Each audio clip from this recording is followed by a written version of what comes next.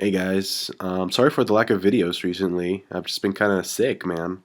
Fuck, that's the main reason why I haven't been able to post a lot of stuff because I've been feeling a little bit under the weather. So you have been warned. Plus, I have a lot of like other stuff going on, like schoolwork and like other things outside of YouTube. So I hope you understand. But anyway, last week's episode wasn't that big of a deal. It was just Jaco or Jocko trying to get some sexual favors from Bulma, and then they go and meet this guy who can answer any question, and they find out that her breast size is beginning to sag. And by popular demand, we get a Bulma flashback. No, but seriously, there's a couple of interesting things that we do find out in this episode. The first one is that the 7 Super Dragon Balls are divided up in between the 6th universe and the 7th universe, because Champa has been stealing them, at least some of them, from the 7th universe. I wonder how they're split up. Is it like 3 and 4, 5 and 2? How does that work? Look at these freaking homeless people. What is going on with these hobos? That's hilarious. So this is what happens when the time doesn't match up between the place that you're using to train and the time that elapses on Earth, obviously. And they were also really stinky. I thought that was great.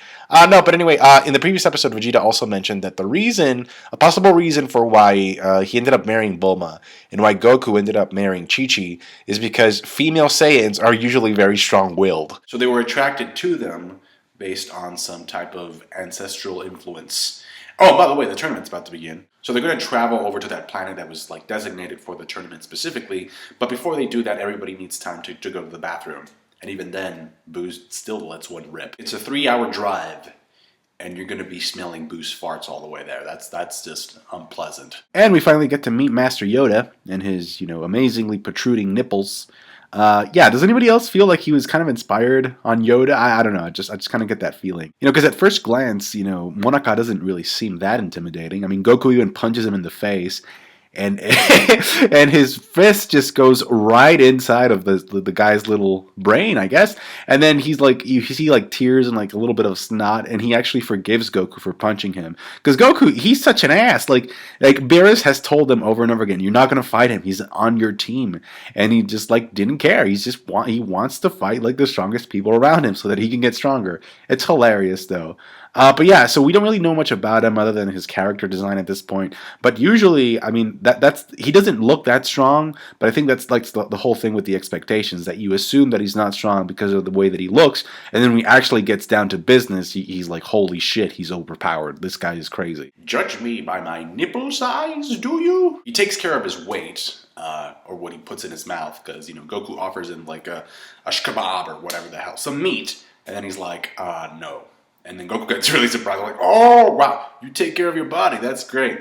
But anyway, he's up to go last in the tournament, so we're not going to find out how powerful he is and what he can do anytime soon. So we're going to have to wait for the other matches, to come to a conclusion before we get to see Monaka fight.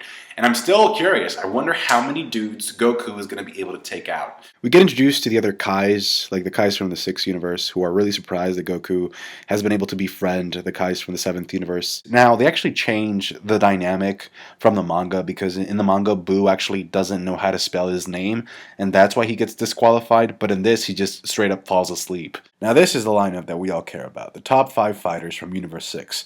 One reminds me a little bit of Cell, another one of Frieza. Total Frieza knockout. I just don't know how strong these dudes are, though. It's going to be crazy. The other one is a Saiyan from a planet called Sarada. Shout out to Boruto, or Salad. And in the 7th universe, that planet has been destroyed. One's a robot with a teapot for a head. And Botamo, who is Goku's first opponent. At first I thought he looked kind of like a polar bear because I was reading the manga, so I just assumed that he was white, but no, he's actually not. So that'll be interesting. And all these guys were incorporated into the opening with a new action sequence, which got me momentarily excited. To start off the tournament, we have an anthem sung by a Piplup-looking motherfucker that is super short, and it was really funny. And that's how we start. We start with Botamo versus Goku. I think Beerus was the one who chose Goku to go first. I'm excited because, historically speaking, tournament arcs have been something that the Dragon Ball anime has been able to nail and do well. So, yeah, I can't wait to see what happens. Actually, if you notice, there's a change in the animation between this episode and the previous ones. I feel like there's a lot of more fluid animation in this episode for some reason. There were some shots that were kind of weird here and there, like some facial expressions, but other than that, I thought it was, animation-wise, it was a pretty solid episode. If you saw the preview, you noticed that Goku's going Super Saiyan next week up against that giant bear, Botamo, so we'll see how that holds up. Other than that, please tell me which of the fighters are you more interested in seeing fight, their abilities, like their techniques, their backstory. I wonder if Master Yoda, aka Monaka, or Monaka, whatever, I wonder if he has like another form. I'm pretty sure he's going to be able to transform. What are those nipples hiding? What are they storing? And I'm also interested, for obvious reasons, in the Saiyan kid, because he's a Saiyan. And I want to see what the counterpart of Universe 7 Saiyans is. So I'll be interested in looking forward to that. Thank you so much for watching. Like the video if you did. I appreciate that. Subscribe to my channel if you haven't. Thank you so much. Send good vibes, because, again, I'm sick, bro. I'm sick. But thanks for listening and watching. Catch you guys later. Bye.